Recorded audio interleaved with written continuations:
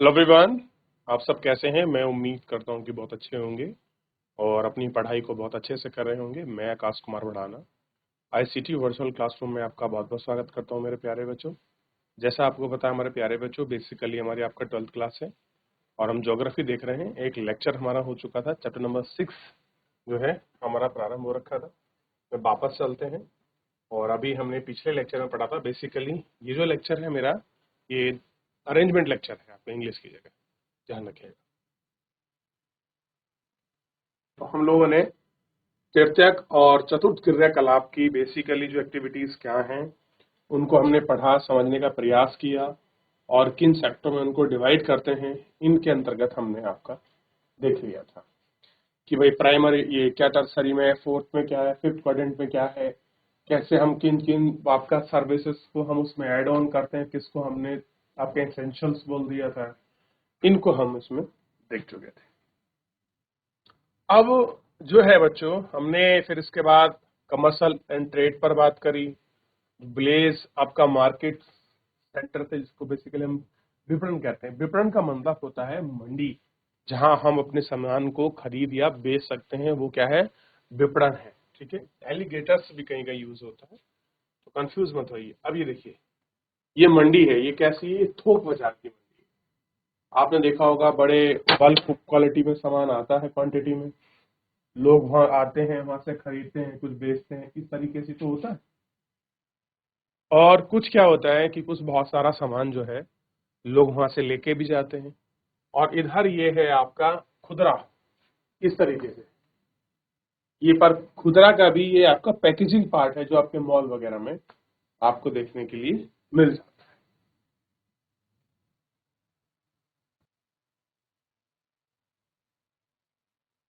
ठीक है, तो इतना आपने देख लिया और आपको थोड़ा सा इन पर ध्यान रखना। चलिए अब आगे बढ़ जाते हैं और हमने अब बात करेंगे थोक पर।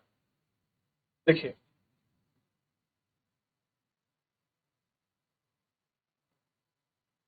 थोक व्यापार, थोक व्यापार का गठन अनेक बिचौलिए, सौदागर और पूर्ति घरों के द्वारा होता है, न कि फुटपाथ भंडारों द्वारा। श्रृंखला भंडारों सहित बड़े भंडार निर्मित आपका सीधे खरीद लिए जाते हैं, फिर भी बहुसंख्यक फुटपाथ भंडार बिचौलियों के स्रोत के रूप में लेते हैं, कि जो मीडिएटर हैं उनके रूप में हम लोग काउंटिंग करते हैं। थोक विक्रेता फुटकर भंडारों से को उधार देते हैं। कह रहे जो आपका थोक विक्रेता है वो क्या हो गया, आपका फुटकर को आपका भंडारों को उधार देते हैं। यानी कि मान लीजिए थोक इतनी बड़ी चीज है और फुटकर इसके सामने छोटी सी चीज है। जितना भी ये सामान किसको देते हैं, थोक विक्रेता फुटकर वालों को देते हैं, और ये अपनी मांग की आपूर्ति के लिए किसके पास जाते हैं, जो थोक विक्रेता है उनके पास। थोक वाले यानी कि होलसेल वाले दुकान, आप बोलते हैं ना प्राइसेस होलसेल रेट पर मिलती है। ये आपका खुदरा बाजार है, रिटेल है, परचून की दुकान है, किराना है, उसी को हम कहते हैं खुदरा। ठीक है, या फुटकर के रूप में हम जिसकी बात करते हैं। यहां तक कि फुटकर विक्रेता अधिकतर थोक विक्रेता ही पूंजी में ही अपने कार्य का संचालन करते हैं। कह रहे भले ही आपके वो क्या हो, फुटकर आपके विक्रेता हो, लेकिन उनका काम क्या है कि हम लोग आपका थोक में ही इन सब चीजों को आपको करें और चलाएं। कह रहे कि परिवहन एक ऐसी सेवा अथवा सुविधा है। अब बात कर रहे हैं, ये हो गया परिवहन का। तो दो चीज आपको क्लियर होगी, थोक किसको कहते हैं और बच्चों आपका फुटकर किसको कहते हैं। क्लियर है, तो दोनों आपको बड़ी स्पष्ट रूप से क्लियर होगी कि फुटकर क्या है, थोक विक्रेता क्या है। इन दोनों को आप अच्छे से कर सकते हो। ठीक है, अब देखिए, अब बात कर रहे हैं ट्रांसपोर्टेशन की। परिवहन एक ऐसी सेवा अथवा सुविधा है जिसमें व्यक्ति, निर्माता स्थल, माल, संपत्ति को भौतिक रूप से एक स्थान से दूसरे स्थान पर लाया जाता है। यह मनुष्य की गतिशीलता, मूलभूत आवश्यकताओं को पूरा करने हेतु निर्मित संगठन का उद्योग है। कैसे है निर्मित, आपका संगठन का होगा उद्योग है। आधुनिक समाज वस्तु के उत्पादन, वितरण और उपभोग में सहायता देने के लिए तीव्र और सक्षम परिवहन है। कैसा है, तीव्र और सक्षम परिवहन चाहता है। इस जटिल व्यवस्था की तृतीयक अवस्था में परिवहन द्वारा पदार्थ का मूल्य अत्यधिक बढ़ जाता है। कैसा होता है कि जो पदार्थ का मूल्य है वो बेसिकली आपका बढ़ जाता है। अब आप किसी चीज को कितनी दूर से ला रहे हैं ये भी वेरी करता है। मान लीजिए अगर जम्मू कश्मीर का सेब नीचे केरल कर्नाटक में बिकेगा, शायद वो जम्मू कश्मीर में सेब 20 रुपए या 50 रुपए किलो हो, मध्य प्रदेश में शायद वो 100-150 रुपए किलो हो, लेकिन जब वो नीचे कर्नाटक तक पहुंचते वो 300 रुपए किलो या 200 रुपए किलो हो सकता है, क्योंकि उसकी लॉजिस्टिक कॉस्ट यानी कि कहां से वो आया, उसकी पैकिंग, फूड पैकेजिंग और ट्रांसपोर्टेशन के माध्यम से वो सेब कितने रुपए में पहुंच रहा है। मान लीजिए एक मंडी से कोई एक ट्रक निकला, मान लीजिए वो ट्रक आपका 10,000 का था, 5,000 का उसे जम्मू कश्मीर से केरल पहुंचाने में उसका फ्यूल लग गया। क्लियर हो गया? तो कितने का हो गया? अब 15 का हो गया। व्यापारी भी उस पर अपना प्रॉफिट कमाएगा। मान लीजिए 2,000 व्यापारी ने कमा ली, 17 का हो गया। कुछ उस पर टैक्स लगा, कुछ जो आपका ट्रक लगेगा लेबर चार्ज, यानी कि वो कुल मिलाकर 10 का ट्रक 20 हो गया। तो जो चीज 10 में बिकनी थी वो कितने की हो गई? 20 की। अब जो आदमी उसको खरीद रहा है, थोक विक्रेता, वो भी कुछ प्रॉफिट कमाएगा। मान लीजिए उसने 2 रुपए का कमाया तो या 5 रुपए का कमाया तो 25 की होगी। अब जो दुकानदार उसको बेचेगा उस 25 को 30 में बेचेगा, तो इसलिए 10 रुपए का सामान किस में चला गया? 30 में। क्यों? क्योंकि लॉजिस्टिक जो कॉस्ट है यानी कि बेसिकली ट्रांसपोर्टेशन कॉस्ट ने उसको और अधिक महंगा कर दिया। कह रहे हैं कि परिवहन दूरी किलोमीटर की दूरी अवस्था, मार्ग की लंबाई, वास्तविक समय दूरी अथवा मार्ग की यात्रा पर करने वाले समय और लागत अथवा यात्रा में के मार्ग पर खर्च के रूप में मापा जाता है। कितनी लंबी दूरी तय कर रहे हैं, कितना समय लगेगा, क्या स्थिति है, इन सबको आपका इसके अंतर्गत आपका मापा जाता है। ठीक। अगला है चयन करने की समस्या। चयन का मतलब होता है सिलेक्शन, क्या चुने क्या ना चुने, ये अच्छा है कि वो अच्छा है। तो कह रहे समय अथवा लागत संदर्भ में एक निर्णायक कारक है। मानचित्र पर समान समय पर पहुंचने वाले स्थानों को आपका समकालिक रेखाएं कहा जाता है। क्या कहा जाता है? स्थानों पहुंचने के लिए समकालिक जो आपकी रेखाएं हैं वो कहा जाता है। जाल तंत्र और पहुंच। जाल तंत्र और पहुंच की हम लोग आपका बात कर रहे हैं। क्लियर है?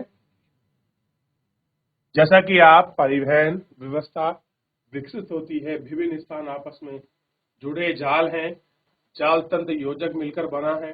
दो अथवा मार्गों पर स्थल, उद्गम बिंदु, गंतव्य बिंदु, मार्ग के सहारे बड़ा कस्बा नोड होता है।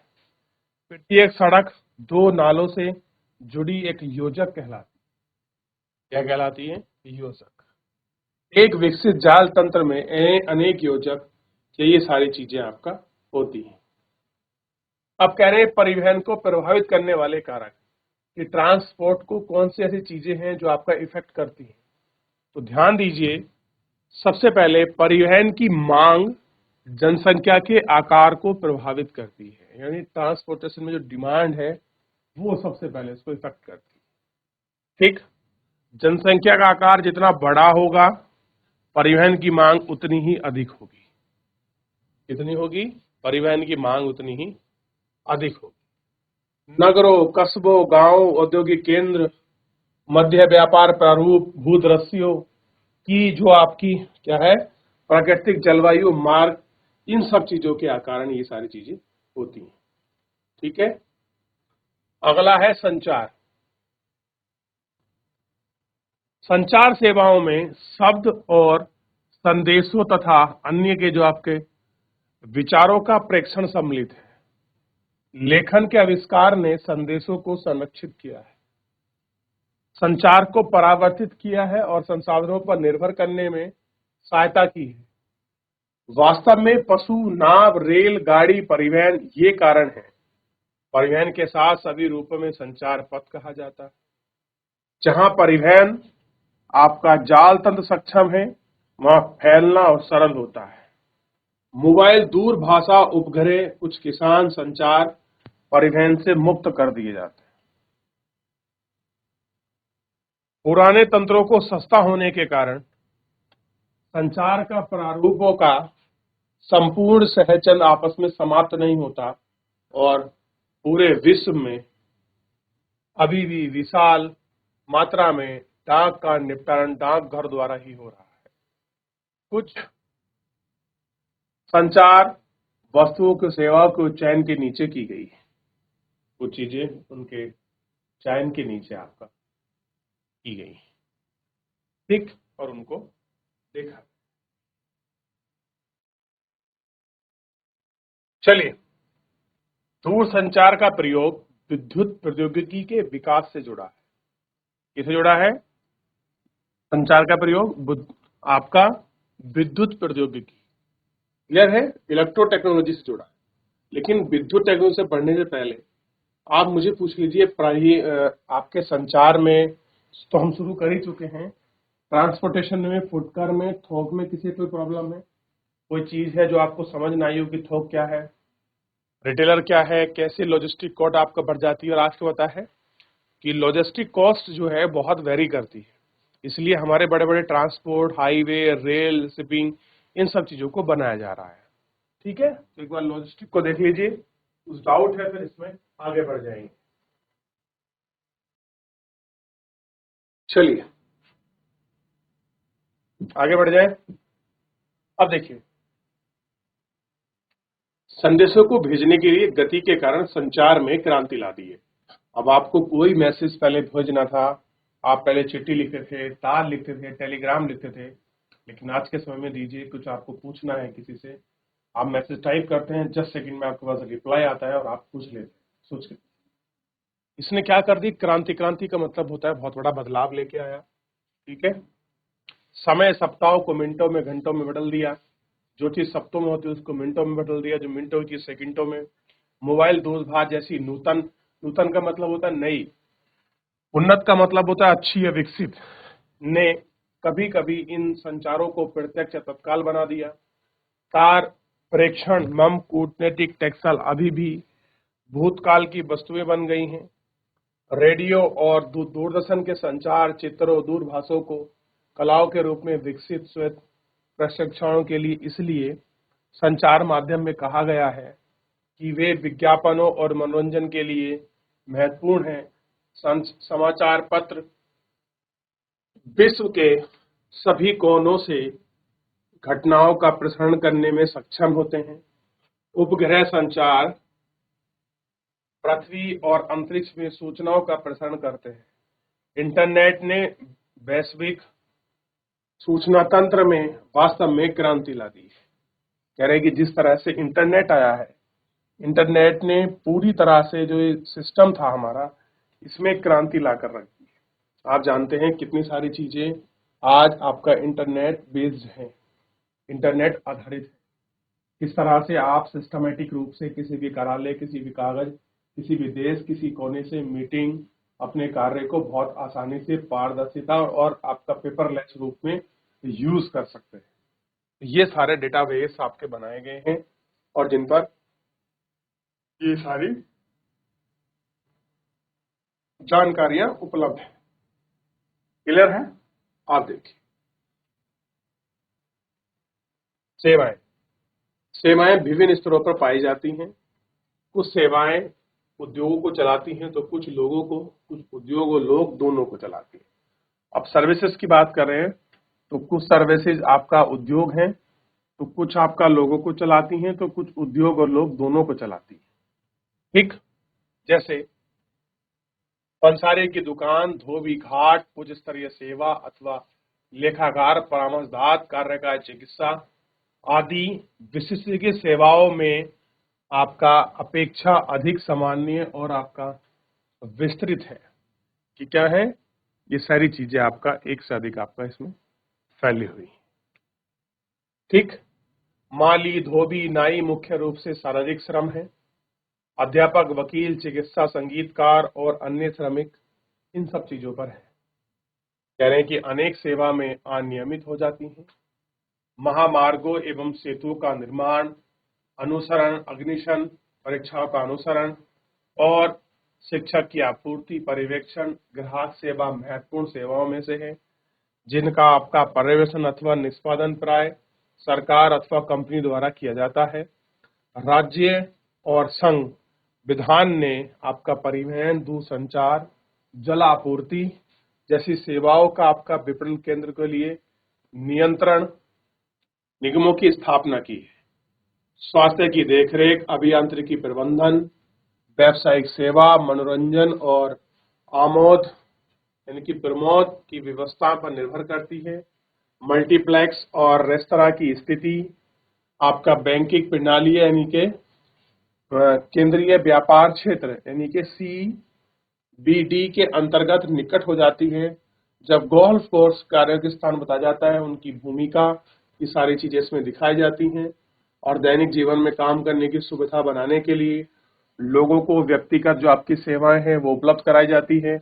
कामगार रोजगार की तलाश में ग्रामीण क्षेत्र में प्रवास करते हैं और अकुशल होते हैं। मोची, गृहपालक, खान पान, माली जैसी घटनाएं ये सारी बड़ी रूप से हमको आम रूप में देखने के लिए आपका मिल जाती है। तो इनको आप अच्छे से देख सकते हो और ऐसी एक सर्विस आपको देखने के लिए मिलेगी कि कम भुगतान किया जाता है। और कह रहे हैं कि एग्जाम्पल में एक है बॉम्बे में टिफिन वाला, डिब्बे वाला सेवा, जो पूरे नगर में लगभग 1,75,000 उपभोक्ताओं को भोजन उपलब्ध कराती है। औरतें अपने घर का खाना बनाती हैं, टिफिन में पैक करती, डब्बे वाला आता है, वो खाना ले आता है, उनको सर्विस का पार्ट ले लेते हैं, बाकी किसी लोगों के पास अच्छा खाना जो है आपका पहुंच जाता है। ठीक। अब है तृतीय क्रियाकलापों में आपके लगे लोग यानी कि जो टर्सरी सेक्टरों में जो लोग लगे हैं, बेसिकली उनका इम्प्लीमेंटेशन या क्या अप्लाइज है, इनको हम लोग आपका देखेंगे। ठीक है। तो तृतीय क्रियाकलाप में संलग्न लोग, आज अधिकांश लोग सेवाकर्मी हैं। कैसे सेवाकर्मी? इन द सेंस वो आपका सर्विस सेक्टर में लगे हैं। कहाँ लगे हैं? आपका सर्विस जो सेक्टर है उसमें आपका लगे हुए। ठीक।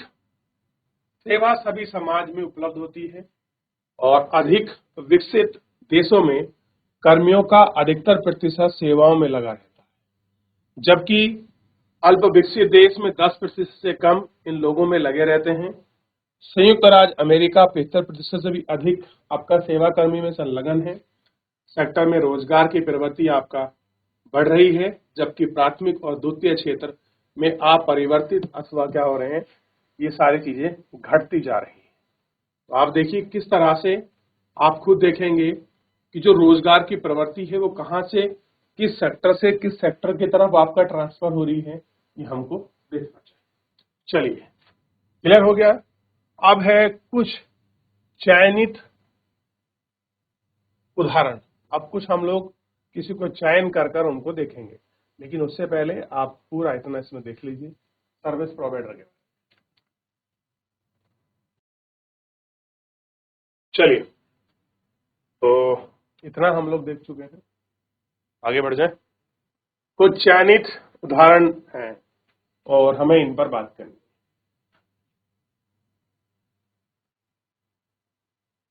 बात कर रहे हैं पर्यटन। पर्यटन एक यात्रा है जो व्यापार की बजाय प्रमोद, प्रमोद का मतलब होता है मौज मस्ती आनंद, के उद्देश्य के लिए की जाती है।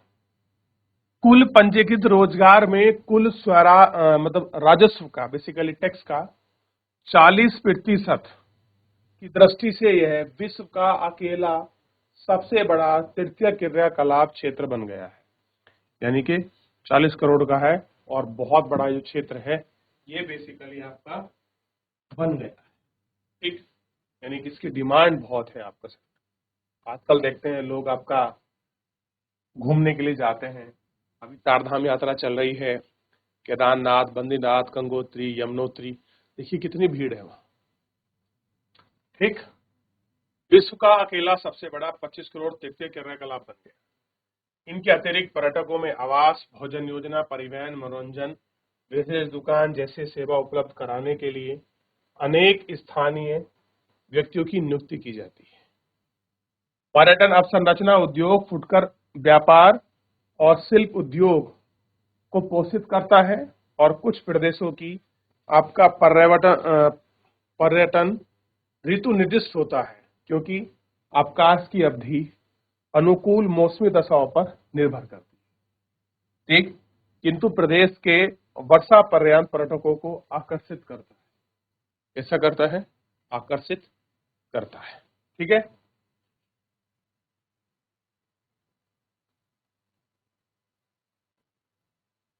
स्विट्जरलैंड में बर्फ से ढकी आपका पर्वत चोटियों में स्केटिंग करते हैं पर्यटक। अब देखिए, ये आपके पूरे पर्वत हैं, पहाड़ हैं, और लोग आपका स्केटिंग करते हैं, फिसलते हैं यहाँ। और आप जानते हैं कि जो हमारा डिस्ट्रिक्ट है चमोली, उसमें औली एक जगह है जोशीमठ से आगे पड़ती है, वहां भी लोग स्केटिंग करने के लिए आते हैं। क्लियर है। और ये टूरिज्म का पार्ट है। अब देखिए, पर्यटक प्रदेश भूमध्य सागरीय तट के चारों तरफ कोण स्थान और भारत के पश्चिमी तट लोकप्रिय पर्यटक गंतव्य स्थानों में से एक है। अन्य में शीतकालीन खेल प्रदेश वर्षा में पाए जाते हैं। आपका मनोहारी दृश्य देखने के मिलते हैं। यंत्र में फैले राष्ट्रीय उद्यान, आपका ये सारी चीज हैं, स्मारकों, विरासतों और स्थलों, संस्कृति,